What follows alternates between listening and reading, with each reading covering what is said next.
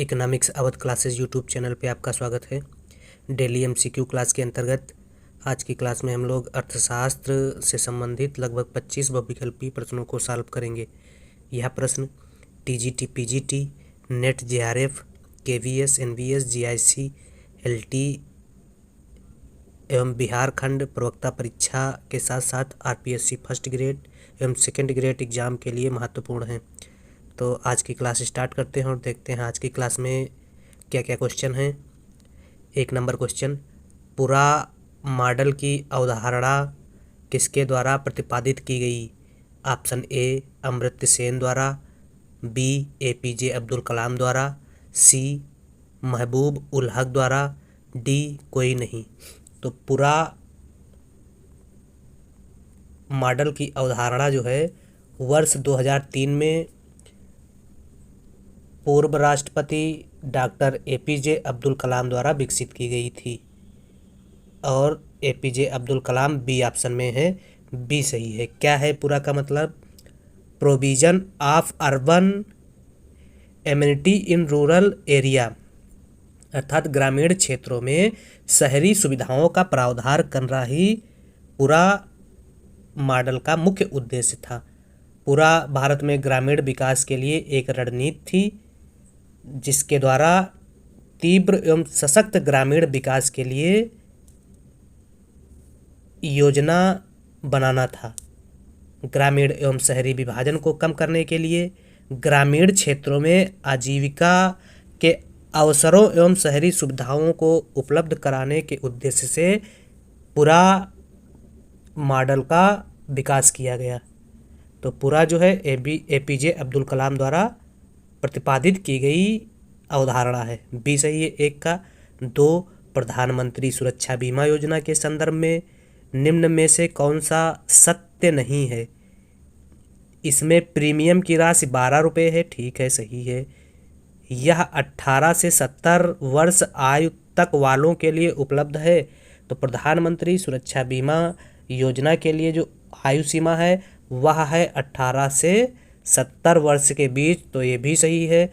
ए और बी दोनों सही है। सी, यह 18 से 50 वर्ष तक की आयु वालों के लिए उपलब्ध है, तो यह नहीं है, सी नहीं है। बाकी यह निजी दुर्घटना से संबंधित है, यह भी सही है। तो ए, बी और डी सही है और सी सही नहीं है और सही ही नहीं पूछ रहा है, तो सी सही हो जाएगा। प्रधानमंत्री सुरक्षा बीमा योजना की शुरुआत 9 मई 2015 को प्रधानमंत्री नरेंद्र मोदी द्वारा कोलकाता से की गई थी। प्रधानमंत्री सुरक्षा बीमा योजना के संदर्भ में जो प्रावधान निर्धारित किए गए थे उन प्रावधानों में दुर्घटना में मृत्यु अथवा पूर्ण अपंगता पर 2 लाख रुपए तक का दुर्घटना बीमा प्रदान करने का प्रावधान था तथा आंशिक अपंगता की स्थिति में 1 लाख रुपए तक का बीमा प्रदान करने का प्रावधान था तथा 12 रुपये प्रतिवर्ष लाभार्थी को प्रीमियम देने का प्रावधान किया गया तथा इस योजना में, या कह सकते हैं प्रधानमंत्री सुरक्षा बीमा योजना में, 18 से 70 वर्ष की आयु के समस्त बैंक बचत खाता धारकों को शामिल किया गया। तो इस प्रकार से इसका सही आंसर क्या होगा? सी होगा। अगला क्वेश्चन, प्रधानमंत्री सुरक्षा बीमा योजना का आरंभ प्रधानमंत्री नरेंद्र मोदी द्वारा किया गया था। तो प्रधानमंत्री सुरक्षा बीमा योजना का आरंभ प्रधानमंत्री नरेंद्र मोदी द्वारा 9 मई 2015 को किया गया था। 3 ए सही है। अगला 4 नंबर क्वेश्चन, अंत्योदय अन्न योजना देती है केजी खाद्यान्न प्रतिमाह को 35 केजी खाद्यान्न बीपीएल परिवारों में गरीबतम को, बी सही है 4 का।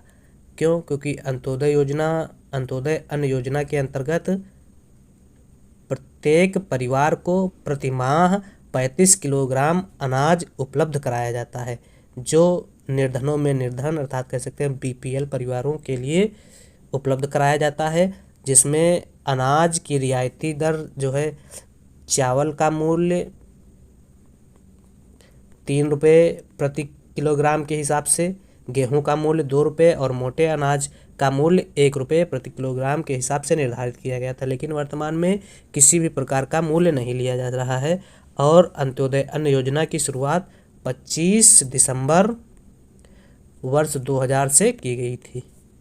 तो 35 किलो अनाज जो है बीपीएल परिवारों में गरीबतम को दिया जाता है। बी सही है 4 का।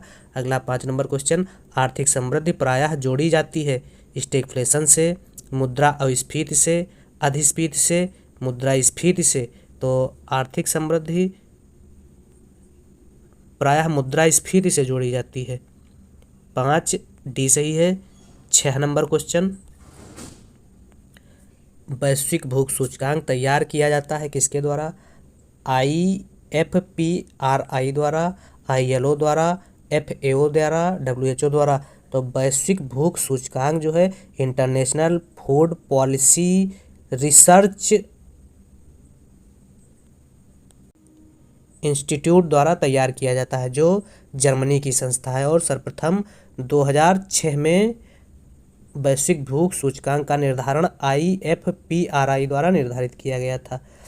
वैश्विक भूखमरी सूचकांक 2022 में 121 देशों में भारत का स्थान 107वां है। तो 6 का सही आंसर क्या हो जाएगा? ए। अगला 7 नंबर क्वेश्चन, मानव विकास रिपोर्ट का प्रकाशन सर्वप्रथम कब किया गया था? तो मानव विकास रिपोर्ट का प्रकाशन सर्वप्रथम 1990 में किया गया था। मानव विकास रिपोर्ट UNDP द्वारा प्रकाशित की जाती है था।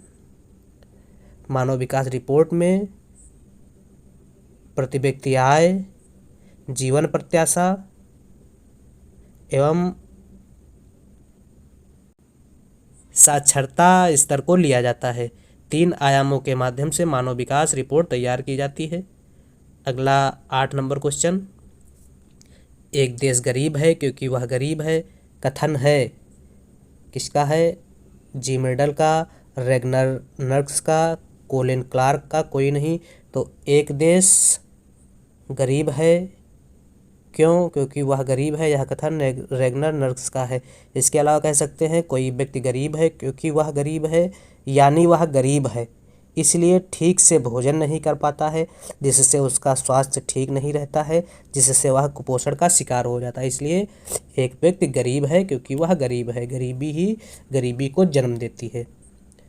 तो 8 का सही आंसर बी है। 9 नंबर क्वेश्चन, निम्न में कौन सा मानव विकास सूचकांक HDI का घटक नहीं है? तो HDI के घटकों में जीवन प्रत्याशा, साक्षरता दर, प्रति व्यक्ति आय को शामिल किया जाता है, शिशु मृत्यु दर को शामिल नहीं किया जाता। 9 सी सही है। 10 समृद्धि का नवीन मांग पक्षीय मॉडल है Smith model, Marshall model, Malthus model, Keynes model. तो समृद्धि का नवीन मांग पक्षी मॉडल केन्स का मॉडल है।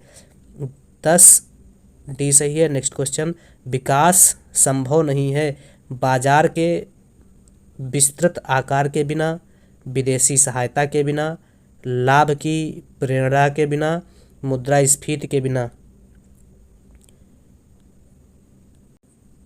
तो विकास जो है मुद्रास्फीति के बिना संभव नहीं है। 11 का सही आंसर डी है। अगला 12 नंबर क्वेश्चन, अंतर्राष्ट्रीय पुनर्निर्माण एवं विकास बैंक कहलाता है विश्व बैंक, IMF, एशियाई बैंक, कोई नहीं। तो अंतर्राष्ट्रीय पुनर्निर्माण एवं विकास बैंक विश्व बैंक कहलाता है। विश्व बैंक 5 संस्थाओं का संगठन है जिसमें IBRD, IDA, IFC, मीगा एवं ICSID संस्थाएं हैं, जिसमें से ICSID का भारत सदस्य नहीं है। बाकी IBRD, IDA, IFC और मीगा का भारत सदस्य है। विश्व बैंक की स्थापना 1944 में ब्रिटेन वुड्स समझौते के तहत हुई थी और विश्व बैंक ने 1946 से कार्य प्रारंभ किया था। IBRD एवं IDA को संयुक्त रूप से विश्व बैंक संस्था कहा जाता है, जिसमें IDA को सुलभ ऋण की खिड़की की संज्ञा प्रदान की गई है। सुलभ ऋण की खिड़की कहा जाता है। तो इस प्रकार से अंतर्राष्ट्रीय पुनर्निर्माण एवं विकास बैंक कहलाता है विश्व बैंक। विश्व बैंक ए ऑप्शन में है, ए सही है 12। नेक्स्ट क्वेश्चन, विश्व व्यापार संगठन में निम्न में प्रमुख मद पाया जाता है।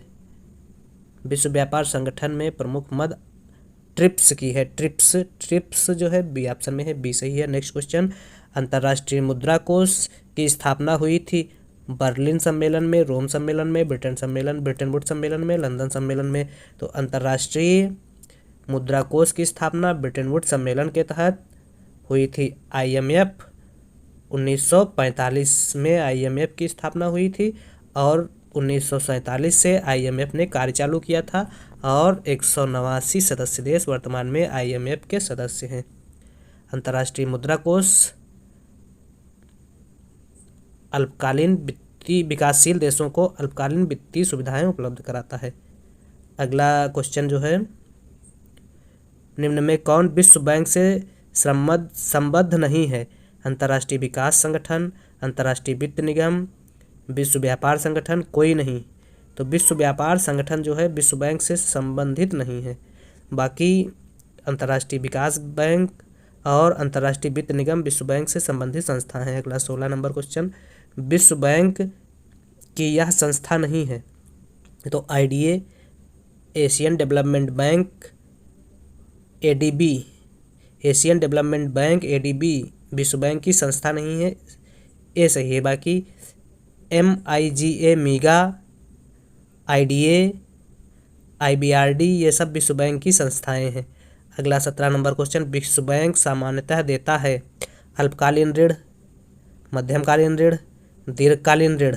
तो विश्व बैंक सामान्यतः दीर्घकालीन ऋण की व्यवस्था कराता है। 17 का डी सही है। 18 IMF किस वर्ष में स्थापित हुआ? 1944, 1945, 47, 48। तो IMF की स्थापना 1945 में हुई थी, बी ऑप्शन सही है। विश्व बैंक की सुलभ ऋण खिड़की है। तो IDA को विश्व बैंक की सुलभ ऋण की खिड़की कहा जाता है, IDA बी ऑप्शन में है, बी सही है 19। अगला, वर्तमान में WTO में कुल कितने सदस्य देश हैं? तो वर्तमान में WTO में 164 सदस्य देश हैं और 164वां सदस्य देश जो है अफगानिस्तान है और 164 किसी ऑप्शन में नहीं है। तो इस प्रकार से 20 का सही आंसर डी हो जाएगा, कोई नहीं। 21, निम्न में विश्व अर्थव्यवस्था का तृतीय स्तंभ किसे कहा जाता है? WTO, IMF, विश्व बैंक, यूनेस्को। तो WTO को अर्थव्यवस्था का तृतीय स्तंभ कहा जाता है। वर्ल्ड ट्रेड ऑर्गेनाइजेशन, विश्व व्यापार संगठन की स्थापना 1 जनवरी 1995 को मार्केज घोषणा पत्र के तहत हुई थी। अगला 22 नंबर क्वेश्चन, वर्तमान में SDR निर्धारित किया जाता है स्वर्ण द्वारा, डॉलर द्वारा, 5 देशों की मुद्राओं का समुच्चय, 6 देशों की मुद्राओं का समुच्चय। तो वर्तमान में SDR 5 देशों की मुद्राओं का समुच्चय है, जिसमें अमेरिकी डॉलर, यूरो, चीन की रविंसी, जापान की येन और ब्रिटिश पाउंड स्टर्लिंग को शामिल किया गया है। लाप्टा उदाहरण है साझा व्यापार का, मुक्त व्यापार क्षेत्र का, सीमा संघ का, आर्थिक संघ का। तो लाप्टा जो है मुक्त व्यापार क्षेत्र का उदाहरण है, बी 23 का बी सही है। अगला 24 नंबर, निम्न चित्र प्रदर्शित कर रहा है। तो जब मांग वक्र एक्स अक्ष के समांतर हो तो पूर्णतया लोचदार मांग वक्र प्रदर्शित करता है जो ED बराबर अनंत के होता है। अगर मांग वक्र वाई अक्ष के समांतर हो तो ED बराबर 0 होता है। तो यहाँ पे एक्स अक्ष के समांतर है तो ED बराबर अनंत। 24 का सी सही है। अगला 25 नंबर क्वेश्चन, निम्न में कौन एक अंतर्राष्ट्रीय व्यापार से संबंधित नहीं है? छाया कीमतें, प्रति व्यापार, नीले बाक्स के उपाय, हस्तांतरण कीमत। तो छाया कीमत जो है अंतर्राष्ट्रीय व्यापार से संबंधित नहीं है, 25 ए सही है। 26, भारत में चालू खाते में रुपये को पूर्ण परिवर्तनीय बना दिया गया, किस वर्ष में? 1996, 99, 91, 94। तो भारत में चालू खाते में रुपये को पूर्ण परिवर्तनीय 1994 में बनाया गया था। 26 का सही आंसर डी है।